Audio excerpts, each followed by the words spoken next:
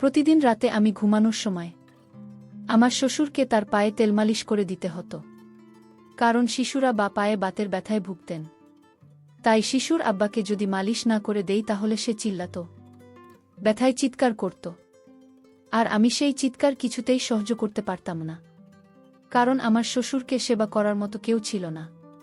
কিন্তু শ্বশুরের যেটা অভিনয় ছিল তা আমি জানতাম না। তাই সুরা প্রতি রাতে ব্যথায় চিৎকার অভিনয় করত, কারণ আমার শাশুড়ি মারা গেছে প্রায় ৩ বছর আগে। আর এদিকে আমার স্বামীও বিদেশে প্রবাসে থাকত। বাড়িতে শুধু আমি এবং আমার শ্বশুর থাকতাম। আমার শ্বশুরের বয়স যদিও ৫০-এর মধ্যে, তারপরেও আমার শ্বশুরকে দেখতে একেবারে একদম যুবকের মতো দেখা যেত। একদিন শিশুর আব্বা খুব জোরে জোরে পায়ের ব্যথায় চিৎকার করছিল। আমি ভেবেছি আমার শ্বশুর পায়ের ব্যথায় চিৎকার করছে, আর তাই আমি শ্বশুরের পায়ে মালিশ করে দিচ্ছিলাম। কিন্তু হঠাৎ করে শিশুর আমার সাথে যা করেছিল তা শুনলে তোমাদের মাথা গরম হয়ে যাবে। তাহলে চলুন বন্ধুরা, গল্পটি শুরু করি। হ্যালো বন্ধুরা, আমি রাজি আক্তার রোজা। আমার বর্তমান বয়স ২২। আজকে আমি তোমাদেরকে বলবো আমার জীবনের একটি সত্য একটি ঘটনা। আমার বয়স যখন ১৭, তখন এক প্রবাসী ছেলের সাথে আমার বিয়ে হয়। আমার স্বামী প্রায় ১০ বছর ধরে বিদেশ থাকে। বিদেশ থেকে ৪ মাসের ছুটিতে এসেছি বিয়ের জন্য। আমার বিয়ের কথা আগে থেকেই আমার পরিবারের সাথে ঠিকঠাক ছিল। তাই আমার স্বামী আসা মাত্রই আমাকে বিয়ে করে। তার ঘরে তুলে নেয়া বিয়ের প্রথম দিন যখন আমার স্বামী আমার উপর নিয়ন্ত্রণ আনার চেষ্টা করে, তখন আমি একটা জিনিস লক্ষ্য করলাম। হঠাৎ করে সে পকেট থেকে কি যেন বের করছে। আমি তখন খুব চমকে গেলাম। আমি ভাবলাম সেখানে কি, কিন্তু সে জিনিসটা বের করে তার হাতের মুড়ে রেখে দিন আর বল যে, রাজিয়া, তুমি একবার চোখটা বন্ধ করো, তারপর তোমাকে আমি একটা সারপ্রাইজ দেব। আমি বললাম, আচ্ছা ঠিক আছে। তোমার হাতের মধ্যে কি, এটা একটু দেখি। সে বলে, সেটাই তো তোমার সারপ্রাইজ। তারপর আমি এই সারপ্রাইজ পাওয়ার জন্য চোখ বুঝলাম। কিছুক্ষণ পর সে আমাকে বলল, এবার চোখটি খেলো। চুক্তি খোলার সাথে সাথে আমি দেখতে পেলাম সে আমার হাতের মধ্যে একটি হীরার আংটি পরিয়ে দিল। আমি তো কখনো হীরার আংটি দেখি নাই। আমি খুব খুশি হীরার আংটি পেয়ে। তারপর সে বলল, এটা আমি বিদেশ থেকে অনেক কষ্ট করে শুধু তোমাকে খুশি করার জন্য অনেক টাকা ব্যয় করে এনেছি। তুমি কি আমারে গিফট পেয়ে খুশি হয়েছ? আমি বললাম যে, মশাই, আমি আপনার গিফট পেয়ে অনেক খুশি হয়েছি, কারণ আমি জীবনে কখনো হীরের আংটি বাস্তবে দেখি নাই। আর তাছাড়া আমার জন্ম হয়েছে অতি নিম্নবিত্ত পরিবারে। আপনার সাথে আমার বিয়ে হয়েই জন্য সত্যিকার অর্থে আমি অনেক ভাগ্যবান। আমি বাস্তবে হীরের আংটি দেখতে পেরেছি। তারপর হঠাৎ করে আমি চেয়ে দেখি, আমার স্বামী আমার দিকে এমনভাবে তাকাল, মনে হলো যেন চিরন্তন রোমান্টিক ঘর বলে কথা। তারপর আমিও আমার স্বামীর সামনে এমনভাবে তাকালেন। কিছুক্ষণ পর দুজনেই অনুভব করলাম, মনে হয় আমাদের মধ্যে প্রাকৃতিকভাবে ভিন্ন কিছু কাজ করছে। কিন্তু আমার স্বামীকে দেখতে যে রকম রোমান্টিক মনে হলো, শেষ এরকম রোমান্টিক না। যখন সে আমার ঘনিষ্ঠ হলো, তখন আমার কাছে মনে হলো যেন একেবারেই তার মধ্যে কিছু নাই। তার মধ্যে যেন কিছুই নেই। আমার কিছু হলো না, বরং সুখের চেয়ে অনেক কষ্ট পেলাম। আমি ভাবলাম প্রথম দিন হয়তো তাই এরকম সমস্যা হয়েছে। কিন্তু এভাবে তার সাথে ৪-৫টা মাস সংসার করলাম, কিন্তু কোনোদিন সে আমাকে আমার প্রত্যাশিত কোনো কিছুই করতে পারে নাই। আমার বিয়ের ৪ মাস পর রাহাত একদিন সন্ধ্যাবেলায় আমার কাছে খুব মন খারাপ করে আসছে। এসে আমাকে বলল, রাজিয়া, আগামী রবিবার আমার ফ্লাইট। তোমাকে ছেড়ে আমার যেতে খুব কষ্ট হবে। তারপরও কি করব, আমার তো সেখানে কাজ। সেখানে না গেলে তো আমার ইনকাম বন্ধ হয়ে যাবে। রাজিয়া, তুমি কোনো চিন্তা করো না। আমি এইবার গিয়ে ২ দিকে ৩ বছর থেকে একবারে চলে আসে। তোমাকে ছাড়া রাজিয়া আমার থাকতে খুব কষ্ট হবে। দেখতে দেখতে রবিবার চলে আসলো। রবিবারে আমার স্বামী আমাকে ছেড়ে ৩ থেকে ৪ বছরের জন্য বিদেশ চলে গেল। আমার স্বামী বিদেশ চলে যাওয়ার পর রাত্রিবেলায় শুধু খালি মন এবং শুধু ছটফট করি। কি করব ভেবে পাচ্ছি না। স্বামী বিদেশ চাইলেও তো আর কোনো কিছু করা সম্ভব না। তারপরও অনেকটা চেষ্টা করলাম কিভাবে আমার মনের আশাগুলো পূরণ করব। নিজের সাথে নিজেই যেন এক অদ্ভুত আচরণ করার চেষ্টা করছিলাম, নিজের মনে একটু শান্তি পাওয়ার জন্য।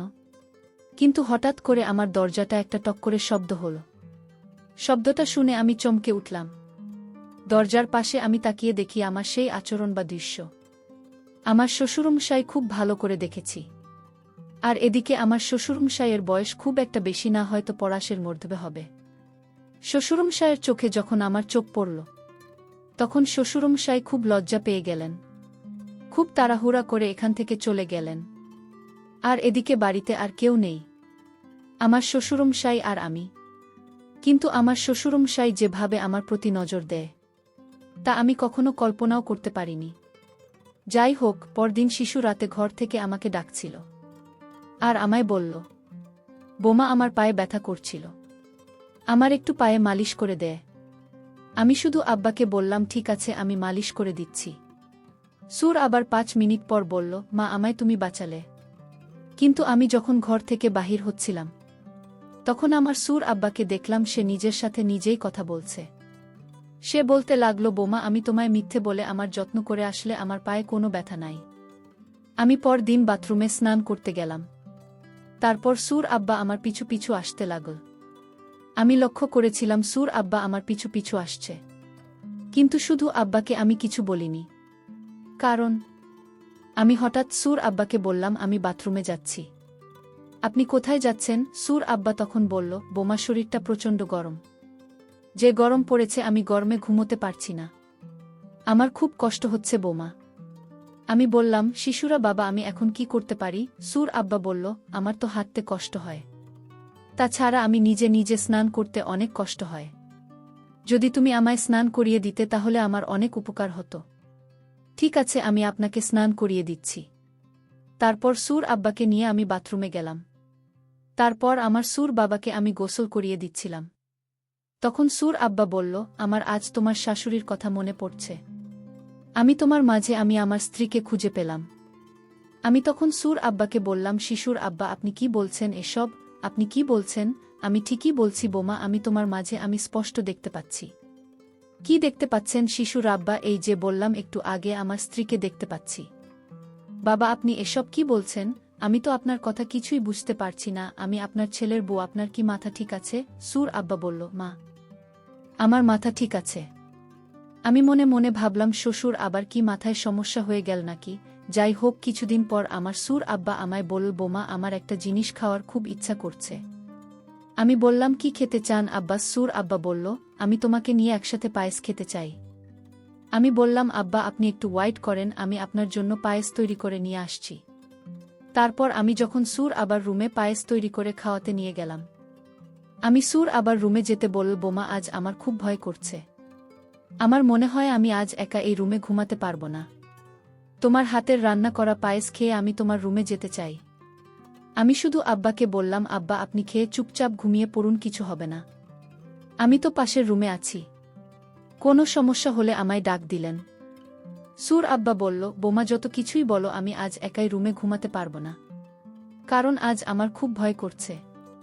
আমি সুর আবার মতো একটা কিছুটা হলেও আমি বুঝতে পারছি, কারণ ইদানিং শিশুর আব্বা আমার দিকে কেমনভাবে জানে চেয়ে থাকে। আমি সুর আব্বাকে বললাম, আব্বা যান, আপনি যদি বারবার একই কথা বলেন তাহলে কিন্তু আমি বাড়ি ছেড়ে চলে যাব। সুর আব্বা আমার কথা শুনে বলল, আচ্ছা ঠিক আছে বোমা, আমি একাই থাকতে পারবো। এরপর দিন সুরাবা আবার রাতে অভিনয় করা শুরু করে দিয়েছে।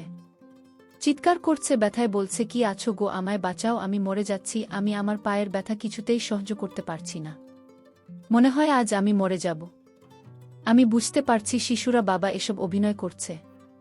আমি সুর আবার রুমে গিয়ে বললাম, আপনি এভাবে চিৎকার করছেন কেন? সুর আব্বা বলল, তুমি কি জান না বোমা, আমার পায়ে ব্যথা? জানি, কিন্তু আমি কি করব? সুর আব্বা বলল, তুমি একটু পায়ে মালিশ করে দাও, তাহলে ব্যথা চলে যাবে। আমি বললাম, শিশুরা বাবা, আমি পারব না, আপনি ভালো কোনো ডাক্তার দেখান। বোমা, তুমি আমার মুখের উপর কথা বললে। আমি বললাম, আপনার এই সব নাটক আমার ভাল লাগে না। আপনি নির্ভয়ে নাটক বাদ দিয়ে বলুন, আপনি আমার কাছ থেকে কি পেতে চান, সোজা বলে ফেলুন। সুর আব্বা বলল, কি বলছো বোমা, আমার সত্যি পায়ে ব্যথা। আমি বললাম, তাহলে চলুন আপনাকে ডাক্তারের কাছে নিয়ে চলি।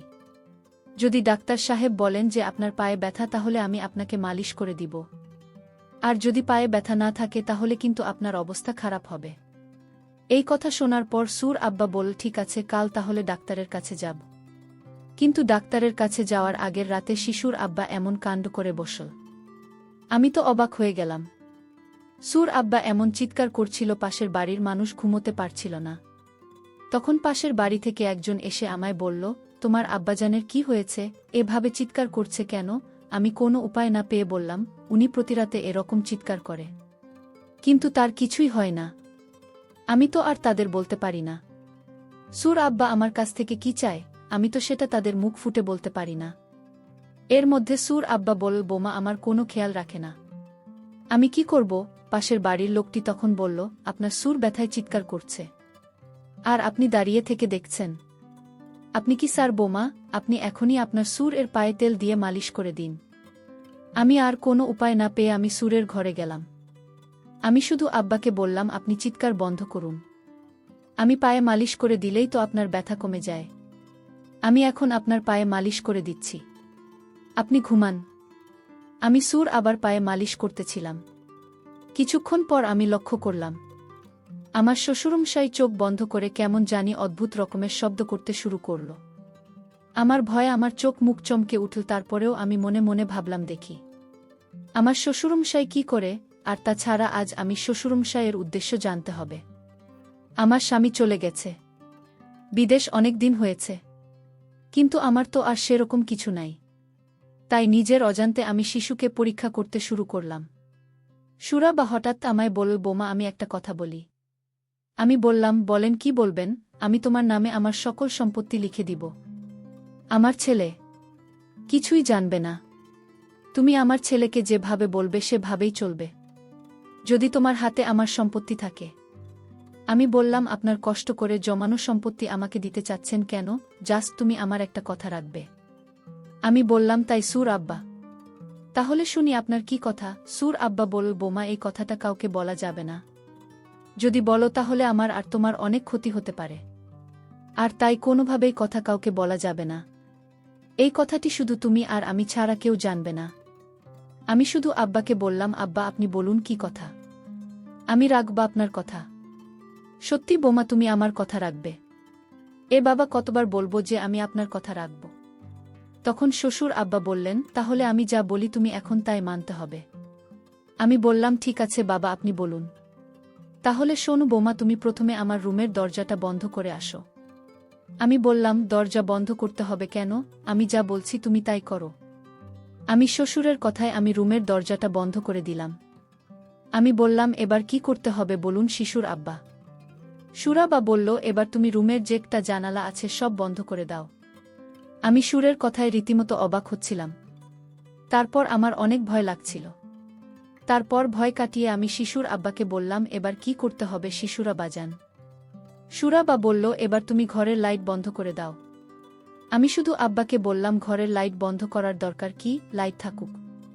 সুর আব্বাজান বলল, চুপ, কোনো কথা বলবে না, আমি যা বলছি তাই পালন কর, অর্থাৎ রুমের লাইট বন্ধ করে দাও।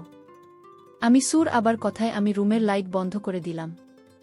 সুরা বলল, এবার তোমায় আমার মনের কথাটা বলি। আমি আমার সুর আব্বাকে বললাম, বলেন, আপনার কি এমন কথা যে কথাটা রাতের অন্ধকার করে বলতে হয়? সুর আব্বা বলল, শোন বোমা, আমার ছেলে প্রথম যেদিন তোমাকে বিয়ে করে এনেছিল, তারপরে রাতে তুমি আমার ছেলের সাথে প্রতি রাতে যা করছিলে, আমি তোমার কাছ থেকে পেতে চাই। আমি সুর আবার কথা শুনে গলা শুকিয়ে গেল। আমি বললাম, আব্বা আপনি আমার বাবা, আর আপনার মুখে এসব কথা কি মানায়? আপনার আশীর্বাদে আমার অনেক ভালো থাকব, আর আপনি এসব কি বলছেন? তখন শিশুর আব্বা একটা হাসি দিয়ে বললেন, বোমা, আমি তোমাকে পরীক্ষা করছিলাম। আসলে আমার মধ্যে এরকম কোনো খারাপ কিছু নেই, আমি আমার বোমার পরীক্ষা নিচ্ছিলাম। আসলে সে কারো কথায় কি সাড়া দিয়ে উঠতে পারে, কারণ বর্তমান যুগের মেয়েরা ভালো না, তাই আমি আমার বোমাকে পরীক্ষা করছিলাম। তুমি আমার পরীক্ষায় পাশ করলে বোমা। এতদিন আমি যা করেছি সব অভিনয় আর কিছুই না বোমা। আজ আমার গর্বে বুকটা ভরে উঠল। তুমি একজন সৎ চরিত্রবান লক্ষ্মী বোমা। প্রিয় বন্ধুরা, গল্পটি ভালো লাগলে অবশ্যই কমেন্ট করে জানাবেন। আর নিয়মিত এমন আলাদা স্বাদের গল্প শুনতে ভিডিওটিতে লাইক এবং চ্যানেলটিকে সাবস্ক্রাইব করে সাথেই থাকুন। আর হ্যাঁ, নোটিফিকেশন বেলটি অল করে রাখবেন, যাতে পরবর্তী গল্প সবার প্রথমে আপনাদের কাছে পৌঁছে যায়। ধন্যবাদ বন্ধুরা, ধন্যবাদ সবাইকে।